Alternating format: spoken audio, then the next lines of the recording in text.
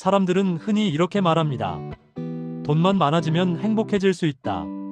하지만 실제로 많은 사람들을 만나본 결론은 조금 다릅니다. 행복은 얼마나 버느냐보다 어디까지 만족할 수 있느냐에 훨씬 크게 좌우됩니다. 필요한 돈은 열심히 벌면 됩니다. 하지만 동시에 내 만족 기준을 지나치게 높이지 않는 훈련이 정말 중요합니다. 이 습관은 재테크 엔진을 돌리는 것만큼이나 강력한 힘을 가집니다. 투자 이야기를 하기 전에 꼭 짚고 넘어가야 할 게 있습니다. 투자보다 먼저 중요한 건 근로와 사업으로 돈을 벌 수 있는 능력입니다.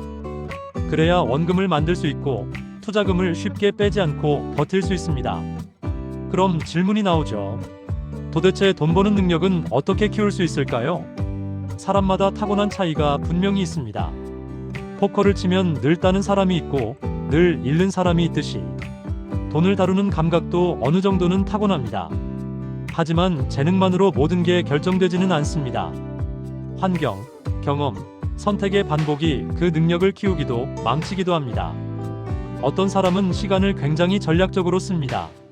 불필요한 약속을 줄이고 이동 시간을 최소화하고 해야 할 일과 하지 말아야 할 일을 명확히 구분합니다. 이건 성격이 아니라 훈련된 능력에 가깝습니다. 반대로 무엇이 중요한지 알면서도 습관적으로 시간을 흘려보내는 사람도 많습니다. 알지만 실행하지 않는 것, 이게 결국 인생의 격차를 만듭니다. 사업도 마찬가지입니다. 누구나 사업으로 인생을 뒤집을 수 있을 것처럼 말하지만 현실은 그렇지 않습니다. 사업에는 분명히 재능의 요소가 있습니다. 축구 선수가 모두 국가대표가 될 수 없는 것과 같습니다. 그래서 나는 투자로 한 방에 인생을 바꿀 거야 라는 생각은 사실상 로또에 가까운 선택입니다. 완만하게 우상향하는 시장에서 단기간에 인생이 바뀔 만큼의 수익을 얻는 건 확률적으로 거의 불가능합니다. 투자의 본질은 대박이 아니라 승률 게임입니다.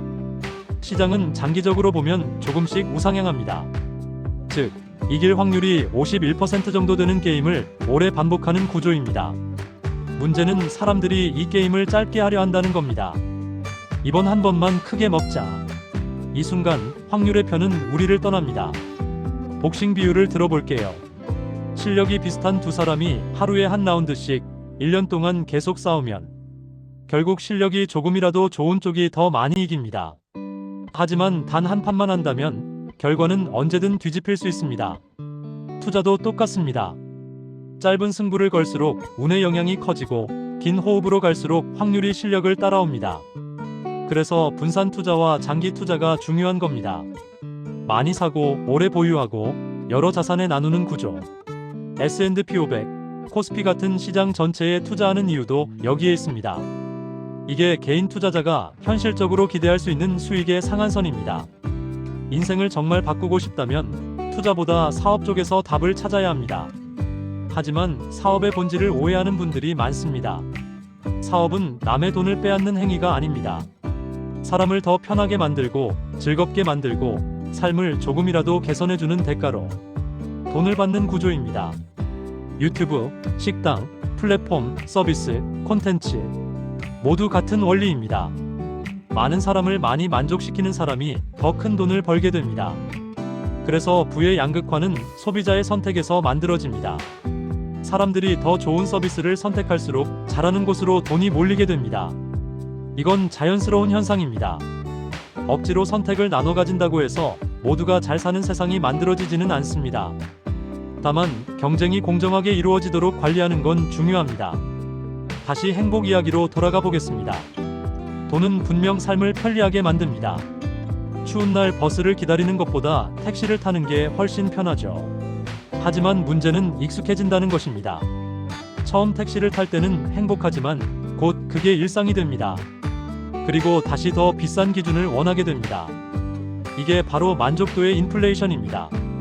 기준이 올라가면 그걸 유지하기 위해 평생 더 많은 돈이 필요해집니다. 반대로 작은 것에서도 만족할 수 있는 능력을 키우면 같은 돈으로도 훨씬 높은 행복을 누릴 수 있습니다. 공원에서 아이들 웃는 소리를 보며 행복해질 수 있다면 비싼 호텔 수영장을 빌리지 않아도 됩니다. 행복의 효율을 높이는 겁니다. 제가 정말 많은 성공한 사람들을 만나봤지만 돈이 많다고 반드시 더 행복한 건 아니었습니다. 오히려 욕구 관리가 안 되는 분들이 훨씬 더 불안해 보였습니다. 결국 핵심은 단순합니다. 돈을 버는 능력을 키우거나 욕구를 조절하는 능력을 키우거나 둘 중 하나만 제대로 해도 인생은 충분히 안정됩니다. 가장 위험한 선택은 투자로 한 번에 인생을 뒤집겠다는 생각입니다.